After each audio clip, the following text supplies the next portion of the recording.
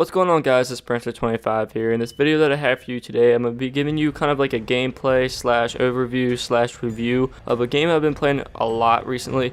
It's 7 Days to Die. You may or may have not heard of it. If you have not heard of it, it's literally like Minecraft and Fallout 4 mixed together.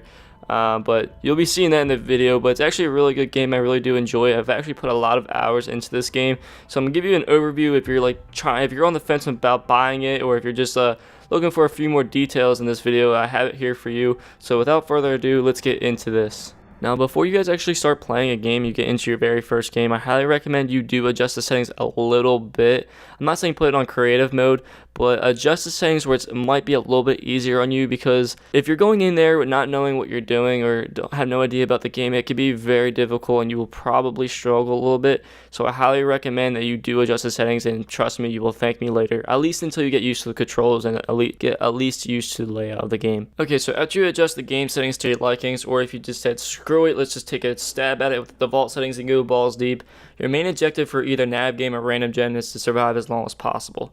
And to do that, you really need to combine everything that the game has to offer you and all the elements that are in the game. So you have to be able to go out and scavenge. You're going to have to go out and explore. You're going to have to go out and mine for better materials. You're going to have to go out and kill zombies. You're really going to have to do it all. And I'm not going to give you guys a guide in this video, but I'm just giving you guys an overview on what you have to do. The reason the game is so hard and the basis around the entire survival aspect of this game is the same of what the title actually means: 7 Days to Die. So on the night of the 7th day of game time, so every day 7 night, every day 14, day 21, every day 28, every 7th day a horde of zombies comes at nighttime to do whatever it takes to kill you. So the night of day 7, a zombie horde will spawn at the 22nd hour, and they will do whatever it takes to get to you and kill you. So if you're in a house, they will literally tear that house to shreds just to kill you and basically eat your guts.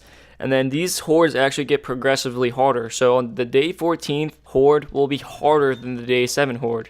The day 21st horde will be harder than the day 14 horde, and so on and so on. And what really makes these hordes get progressively harder is that they spawn harder zombies. There's not just one set zombie in this game. There's harder zombies to kill. Like, there's your lumberjack zombies, you have your police zombies, you have your feral zombies. You really do have a lot more harder zombies in the game than what you can see on your first 7 days. So that is the main aspect of the game. Besides the progressively harder hordes, this game has a lot of aspects and unique features that really adds a lot of replayability to the game and really makes it addicting for myself. And one of the features is that everything is destroyable.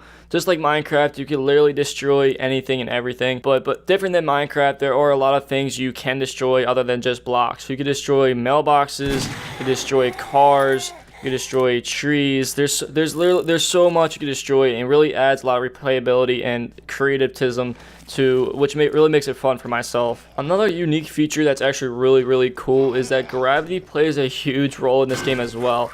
If you're building a house, say you're building a house and you destroy the baseline of the house, you destroy all the blocks, the very first block off the ground of the house, that house will literally collapse on top of you, which is really pretty cool and funny. If you cut down a tree, you'll literally see that tree fall over to the ground and crash the ground. Gravity has a huge role, especially when you're mining and digging. You don't want to dig in an area and then have the dirt or stone fall on top of you, because it will kill you. So I think that's a pretty cool feature, because honestly it's different. It adds some awesome, creativism to the game, and I really do enjoy that aspect. So the last and final aspect of the game that I'm going to talk about is probably one of the biggest, and that is the importance of weather. Weather plays a huge role in this game. There's different kinds of biomes to be in. You have your winter biome, of course, your desert biome, you have your desert land biome, aka burnt forest biome.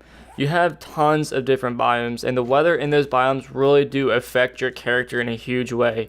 If you're in a winter biome, and if you don't have proper clothing on, you will freeze to death and die. If you're in a desert biome, if you don't have like a hat on, or if you have heavy clothing on in winter biome, in a desert biome, you will overheat and then slow down and then die. So the biomes play a huge role, which adds a lot of strategy, adds some difficulty to the game, of course. But I actually do enjoy this because it actually adds a lot of replayability value for me. If I go to a different biome, I have to plan it out. I really do have to strategize on the best way to go about it, because you don't want to go into a biome, especially if it's about to be nighttime, and then not be fully prepared and then end up hurting yourself and giving yourself less of an opportunity to survive the zombies at night. So, okay, so all those topics I talked about, I thought were the most important, and I thought those were really the building blocks of what makes this game unique. Obviously, it's not everything this game has to offer. Those were just the most important topics. There's so much more to this game, and in my personal review, I will give this game a solid, I would say, 7 out of 10. I give it a 7 out of 10 because this game is, yes, so much addicting. It's so much fun. It's still in the alpha stage, though. If you bought this game and you're having a hard time with it, if you look up reviews about this game, it's not going to have good reviews. The main reason for that is because this game does have a lot of bugs. This game has a lot of glitches, and it has a lot of things that hasn't been polished yet. But I think for only, $30 for PS4 and Xbox One, this game has a lot to offer. There's so much replayability value, and I'm telling you guys, if you buy this game and you could accept the graphics on this game, if you could accept the bugs, you'll have a lot of fun. It is hard, but once you get it down, it will be a lot of fun for you. So in summary, the pros of this game is that it's highly addicting, it's pretty unique, it's pretty fun, there's a lot of different features of the game, and there's a lot of replayability value. The cons of this game is, of course, the graphics, which are acceptable because I've gotten used to them. Another con is that there is still a lot of bugs and glitches, which will probably be polished out.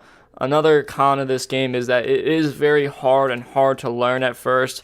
But all the cons that I stated are easily things that you can either get used to or things that will get polished out. Like the graphics aren't obviously you get polished out, but the graphics are something you can get used to. But in summary, if you do like Minecraft and Fallout 4, you will definitely love this game. I played Minecraft and Fallout 4 to no man's end, and I simply do love this game. I put a lot of hours into this game. As you can see, I was in day 50. This game has a lot to offer, and there's so much more to learn that you don't see in this video. Like, there's so much things to craft and other things to do. It is a lot of fun, and I believe you will really enjoy this game. But anyway, guys, I hope you did enjoy this video. I hope you got a lot of information out of this, whether you're trying to decide if you want to buy this game or not, or if you already bought this game. I hope I gave you guys the edge to get a little bit more information, or the edge to either buy it or deny it. What do you guys think? If you guys want to see a guide on this video, please drop a comment and like down below, and I'll be more than happy to make a guide on how I got to day 50. It is difficult, but I'm telling you guys, I have some tips and tricks that will definitely go a long way. But thank you guys so much for watching. If you made it this far, make sure you guys subscribe if you're new. Thank you so much for watching. Burnster out. See ya.